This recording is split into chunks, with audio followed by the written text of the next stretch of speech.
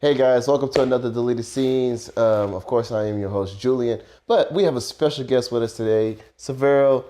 How you doing, Severo? Doing fantastic this morning. How are you doing? I'm doing fantastic as well.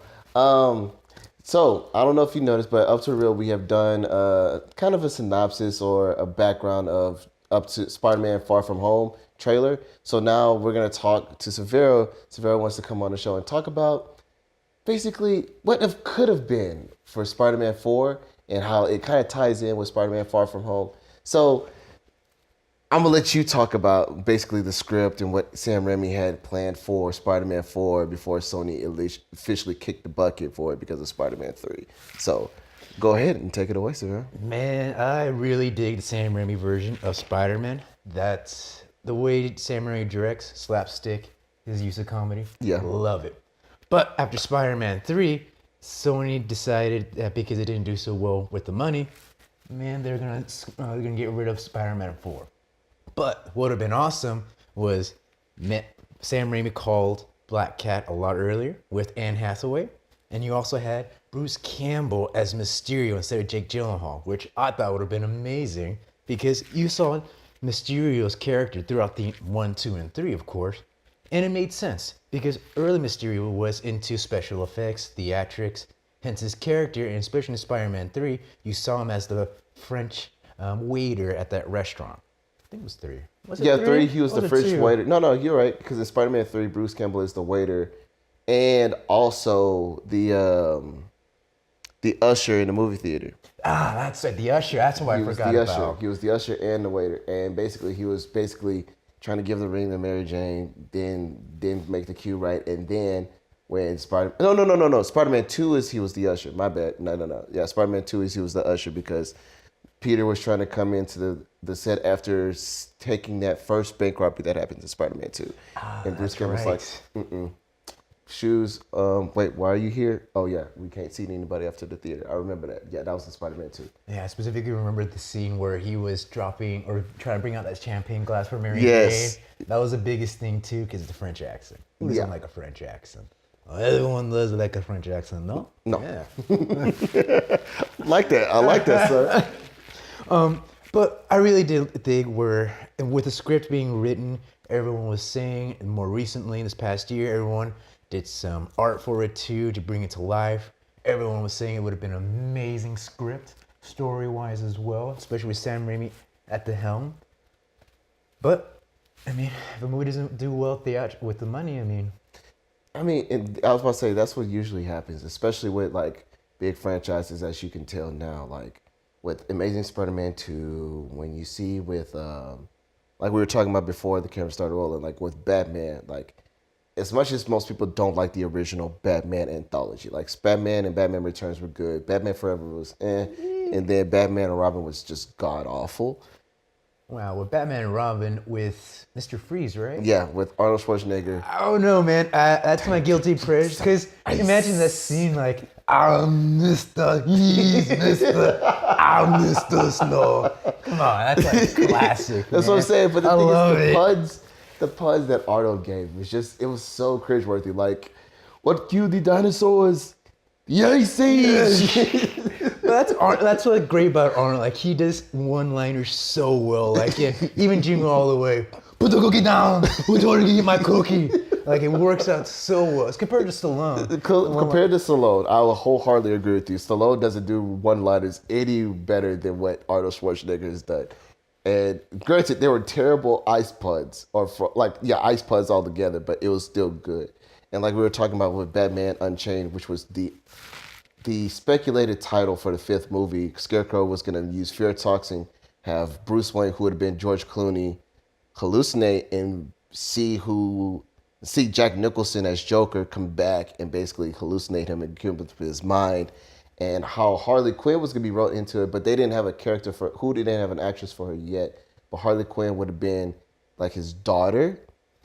That would have been a really interesting take, just to see Jack Nicholson come back as Joker and play in Bruce's mind, and see Harley Quinn not be his love interest, but his daughter, and how she tries to basically take over Gotham like that, it would have been pretty dope. Yeah, it still would have made sense just Yeah. because of her personality. Like it would have made sense that she would have been his daughter as well. Right, and it's just like that. It's just because of how poor the previous movies has done. That's why they canned it. And I agree with you. I think with Spider-Man 4, we would have gotten a more like a serious tone with it. It would have. I think it would have been true to form, like how Spider-Man 2 was for the franchise. And I feel like with Bruce Campbell, even though he brings that campiness, he would definitely bring the campiness for Mysterio. I think it would have made it even better because it would have realized like, hey, this guy has been in big pivotal moments in my life, and He knows who I am. he knows who I'm, Peter Parker, and he can expose me anytime he wanted to. You know what I'm saying? And it took it, like I said, it took the notion of back to Spider-Man 2, and I think I would have loved it.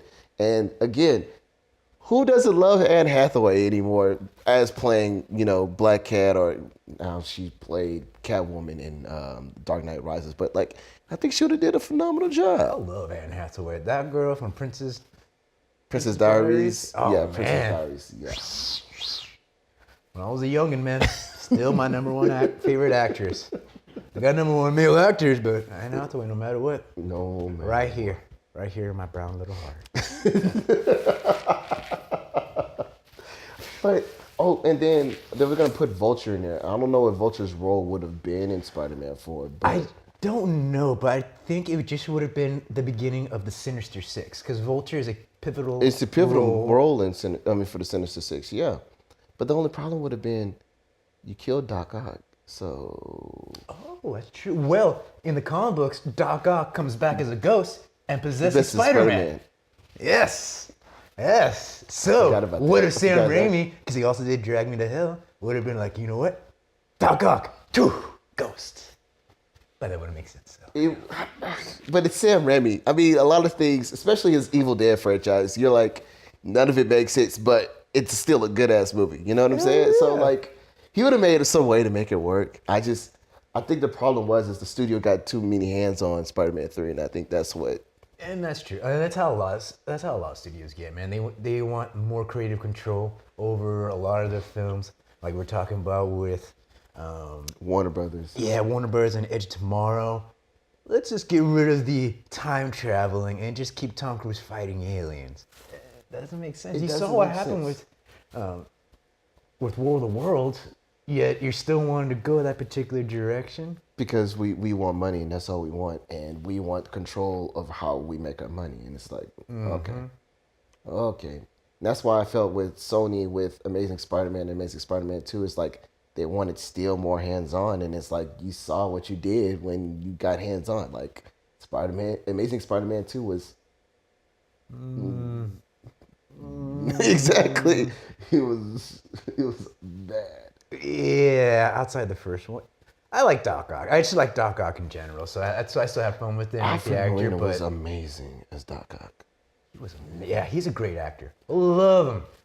Just the movie, a little. You didn't like Spider-Man 2? I still liked it, but I don't know.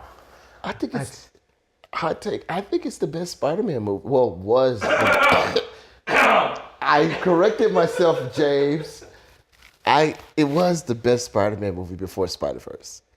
It was, in my opinion. I haven't had a chance to watch Spider-Verse yet. I really want to, though. I just know I read up on the synopsis for the comic book story arc, and that's where I heard there was a lot of issues, because this is when Marvel was doing so many crossovers. Doing all the multiverses, yeah. Yeah. And it was just kind of like when Captain America went to Hydra, wait a minute, we didn't sell well? Guess what? That's not your Captain America. That's Captain America from World or whatever. Oh, well, that's a kind of a... Bummer, That's yeah. Dookie Butter. So that's what I was gonna say. They did a good job of putting the universes together in Spider-Verse. Side note, we'll talk about that another time. But yeah, it was good nonetheless. I enjoyed it. But that's what I was gonna say. With that being said about basically the synopsis and what they had planned for Spider-Man 4, do you think they're gonna bring some of that element into Spider-Man Far From Home, or do you think Jake Gyllenhaal's Mysterio is gonna be? I think Jake Gyllenhaal is going to be slightly different, because when you watch the trailer, you hear him say like, you don't want to take part of this, you don't want none You don't of want this. any part of this, yeah. Yeah, with that. And I don't know, it's just because of the way the trailer was edited, it kind of seemed like he was going to be an actual good guy, but he's perceived as a bad guy. Or is he going to be such a badass bad guy that he's just warning Spider-Man, Peter, back up, man. What's up, Issy? I think it's almost like with the Incredibles with Syndrome. I think because again, Mysterio has always been a con artist. He's always been that kind of guy. I think what's gonna happen is Mysterio is going to try to be his own like hero, but making up the causes of why he's saving the day and things like that. And so I think that's what's gonna happen with Spider-Man. I think that's what's gonna happen with Far From Home because, again, like I mean, thank you, Derek, my brother. I thank you for showing me all of these stupid Spider-Man comics because like he was a con artist back in the day, and that's what Mysterio was. And so I think that's what he's doing. And the thing is, it sucks that we're not gonna get it if this is the case. If this is the actual this is the actual synopsis of the movie, it's gonna suck that we're not gonna get Hydro Man, we're not gonna get like Molten Man, and we're not gonna get Sandman as actual villains. They're all just gonna be hallucinations that Mysterio has made up because he wants to be a hero. That makes sense. That makes sense now with the, okay. So I think that's what the difference is gonna be between Jake Gyllenhaal's Mysterio and Bruce Campbell's Mysterio, because Bruce's is more personal, whereas Jake Gyllenhaal's is more. It seems like he's more of a con artist because he just wants to be considered a hero. Right. And I feel like with Bruce Campbell's, the way they would have treated Bruce Campbell would have been more to the comic books. Right. Way more to the comic Way books. more of basically manipulative, more mind controlling, more of like, okay, crap, he's actually a con artist, but also he knows way too much and he wants to find ways of breaking Spider-Man mentally. Whereas it just seems like this Mysterio is more of like a con artist. It seems like so. I'm not saying the movie's gonna be bad. It's a very interesting take on what they're doing with this Mysterio and what they're gonna do with this new Spider-Man. I don't know. I'm not saying it's gonna be bad, but I'm a little worried about Far From Home, just a little bit. When I watched the trailer, it was an interesting feel. Like when I watch certain trailers, like when I watched 300, I was so pumped with it. I watched that trailer all the time. Zack especially Snyder's with first official trailer was amazing. yeah, and then he had Nine Inch Nails playing in the background. I'm like, man, that trailer made me want to go watch. When I watched the movie, a little lackluster. Like it was still enjoyable, but felt like the trailer kind of hyped it up. Yeah. But with Far From Home, I didn't feel as hyped up. But I love Exactly. Jake Gyllenhaal. Like when I see him, I'm like, you know what? I'm gonna fucking watch it. I'm gonna watch that movie, especially with Buzzsaw Velvet. Yeah, Velvet Buzzsaw that comes There out it on is. Netflix on February February 1st. I'm down to watch that. Oh, side note, the director who made Nightcrawler, I don't know if you saw Nightcrawler, where he's like a journalist. He's the same director that made Velvet Buzzsaw. And So he's a writer too, right? For Yeah. Oh man. So I can't. I Once I saw wait. that, I can't wait. I can't wait. I didn't think I was gonna get that into Nightcrawler. But I got into that. I love Nightcrawler. That was a It good dark movie, It's man. a very dark movie. Like if you've seen Venom, the guy who plays as the main antagonist in Venom, he's basically Jake Gyllenhaal's assistant in Nightcrawler. That is where you see acting. Like he was I hate him in Venom because he just seems like a strict to the lines villain. Like strict to hey, I'm the villain. I'm doing corrupt things. It's like, okay, but seeing him as Jake Gyllenhaal's assistant in Nightcrawler and how he plays that role was just amazing.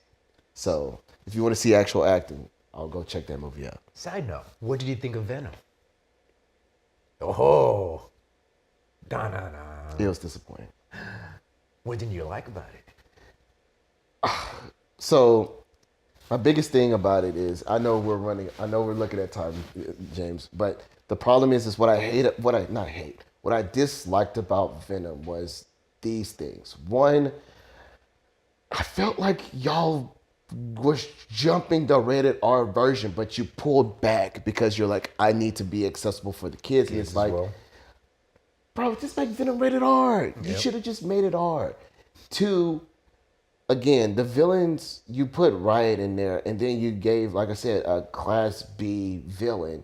And it's just like, He sucked. right, I agree. He just, it was okay. It wasn't amazing. It was just okay. And my final thing was, like, Riot and Venom's fight at the end, it just was like watching Transformers 2.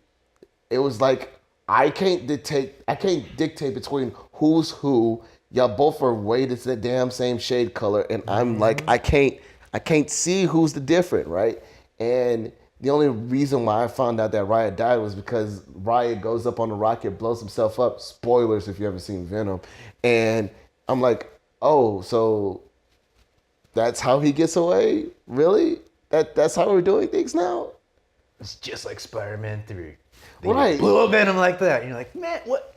It was just like, it was that's what I mean Toby, about, come on, man. that's what I was saying, and it just seemed so disappointing because it felt like we went back to the early 2000s, all of the Marvel movies. Speaking of which, I can't say his name right. Avi Arad, he's the one who made all the original like Marvel produced movies in the early 2000s. So like the Spider-Man movies, Daredevil, Elektra, Ghost Rider, all of those. I forgot about Elektra. Yeah, he's the guy who produced all of those movies, and he came back and produced this one. That's why it reminds me so much of those. Oh, that would make sense. Yeah. And that's why I was like, I hate to say it. It reminds me of those old 2000 Marvel movies that just were like, it was okay. And that's why I felt with Venom. It just was okay. And again, spoilers. If you haven't seen the movie by now, shame on you. I did not like Woody Harrelson's cameo performance as Carnage. Oh my god. With the red hair, just a little Well, whip. see, well, Gonna be carnage. Giggity. so Kennedy, like, I think it's Kennedy. I forgot his last name, but I don't mind the red wig. I did mind it. Was it too over the top? Yes, it was way too over the top as a red wig.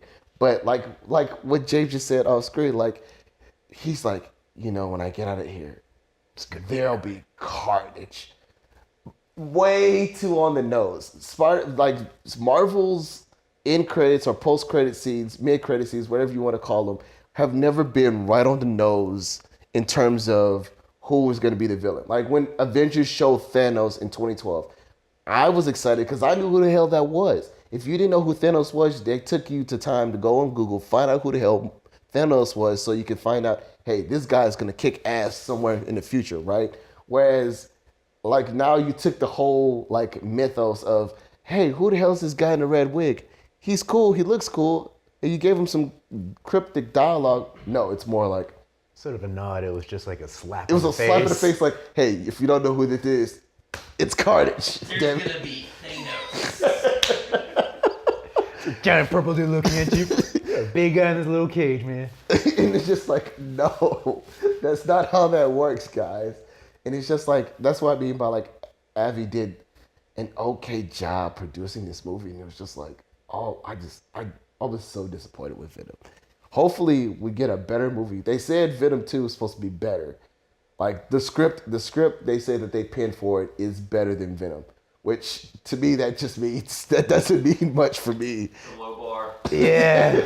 At least they set the bar low, so all they can do is Just go higher. You're right, but it's still in just theory. Like, That's a theory. you left a sad taste in my mouth. Right, you left, like, not saying Amazing Spider-Man was bad, but like, it wasn't Spider-Man. So you're like, okay, the bar is already set just a little bit lower than Spider-Man, but I hope Spider-Man 2 is going to make it up. And then we got Amazing Spider-Man 2, and I was just like, Well, so I don't know. I didn't like it. Did you like it? eh. Yeah, okay. It was. I think my main issue was he became too much of a hero far too quickly. Where in the source material, like the cartoons and the comic books, he gets his ass kicked by Spider-Man. He goes into space. He goes through all these things before he finds a love interest that helps him. And then she dies, and that's when he becomes the anti-hero or the hero that we knew from the hero version of Venom. And it's like, Exactly. Too quick. And I understand what Sony wanted to do. Like they're just like Warner Bros. They were trying to play catch up, but man, that's too fast. That is way too agree. fast for Venom because it's Venom. I do like this. They finally got the size down correctly, and I Yes. like the actual aesthetics to Venom in the movie. on point. And I really did enjoy him communicating when Brock was talking to Venom. I like those. I like that. I scenes. like those banters between the two. I did. I agree. But overall, it was okay. Again, my main complaint is still he became a hero far too quickly, man. I agree. And that's I I think that's always wholeheartedly going to be my issue with it. And now it's gonna be like, now he's supposed to be an anti-hero, so now how's all this gonna work out in the future installments? And he became comfortable with Venom very quickly. Like towards the end, we're only gonna eat bad guys. Okay, I'll only eat bad guys. You do just realize you just said you're only gonna eat bad guys, right? People. Okay, cool. He's cool with that. I mean, he's just gonna be like, all right, I'm gonna close my eyes and then you can eat your guy, like eat your humans or. Right, it's like, I know you need to eat humans every once in a while, so you can go ahead and eat humans. And it's just like, Is it gonna be something like you're gonna be at a dinner table, you see Brock just like at a very fancy dinner, and Venom just pops up to the side. Oh yes, the liver is delicious tonight. I've been watching too much Hannibal. Holy crap! Exactly. Thank you. Exactly. And that's what Venom 2 is gonna be. and I ate his liver with some fava beans. It was delectable.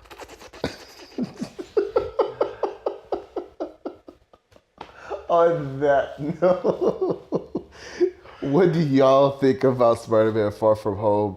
What did y'all think of what could have been Spider-Man 4? And since we talked about Venom, what do you think of Venom and what Venom 2 is going to hold us? Do you think Woody Harrelson will be a good Carnage? James is on the camera and saying, hell no. But I would say thank you for coming on, Severo. I really Thank you for appreciate having me over. Appreciate it. Don't forget to like, share, subscribe, turn on notifications if you haven't.